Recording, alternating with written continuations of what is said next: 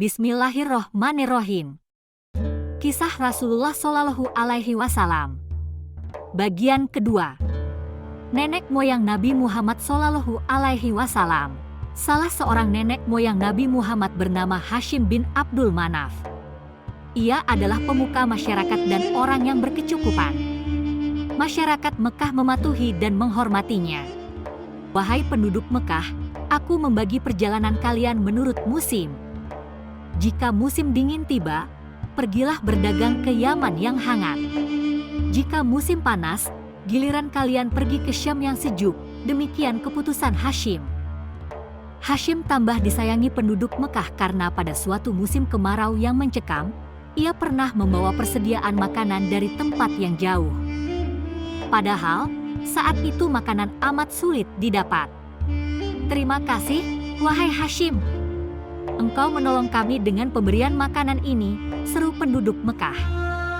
Di bawah kepemimpinan Hashim, Mekah berkembang menjadi pusat perdagangan yang makmur. Pasar-pasar didirikan sebagai tempat berniaga kafilah-kafilah dagang yang datang dan pergi silih berganti, baik pada musim panas maupun pada musim dingin. Demikian pandainya penduduk Mekah berdagang, sampai-sampai tidak ada pihak lain yang mampu menyaingi mereka. Akan tetapi, di samping kemajuan yang besar itu, masyarakat Arab juga mengalami kemunduran luar biasa.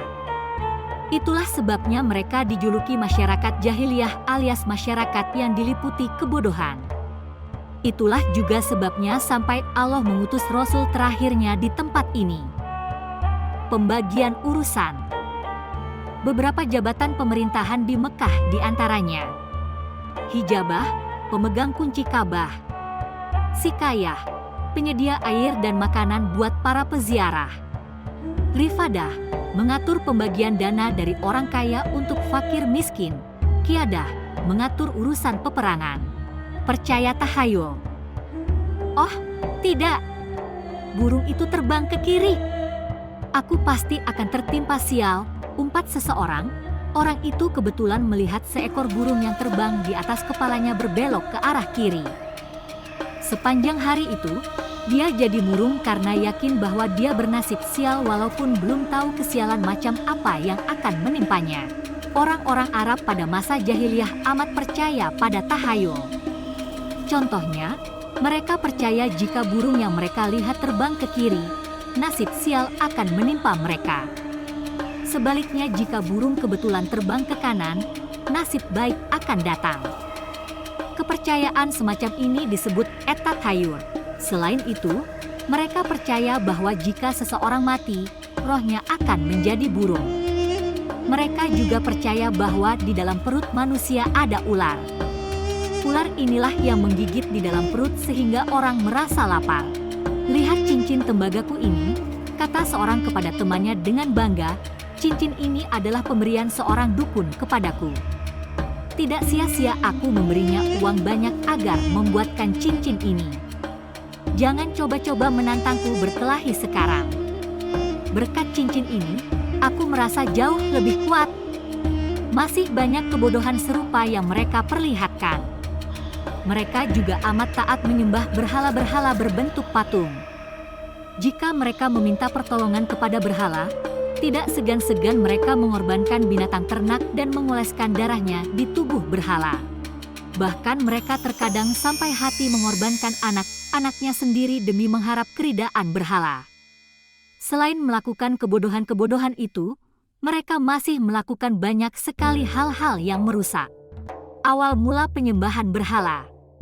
Awal mula penyembahan berhala di Mekah, ketika seorang bernama Amr bin Luhai membawa berhala besar bernama Hubal yang dibelinya dari daerah Syam. Di Mekah, berhala Hubal ditaruh di Ka'bah dan disuruhnya orang-orang datang menyembahnya.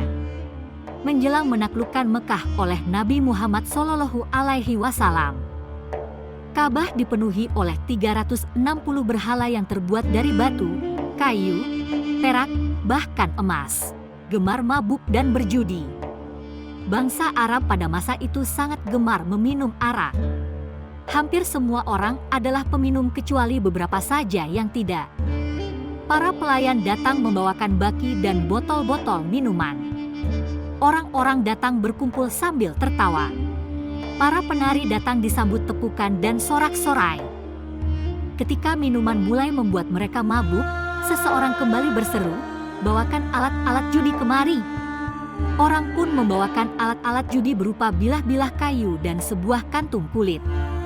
Beberapa ekor unta dipotong, yang kalah berjudi harus membayar unta-unta tersebut.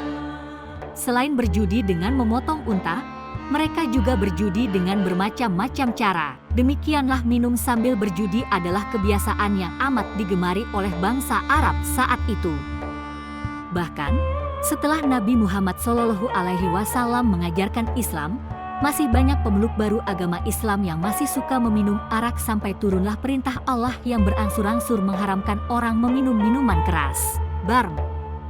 Judi memotong unta adalah judi yang paling digemari orang Arab jahiliyah.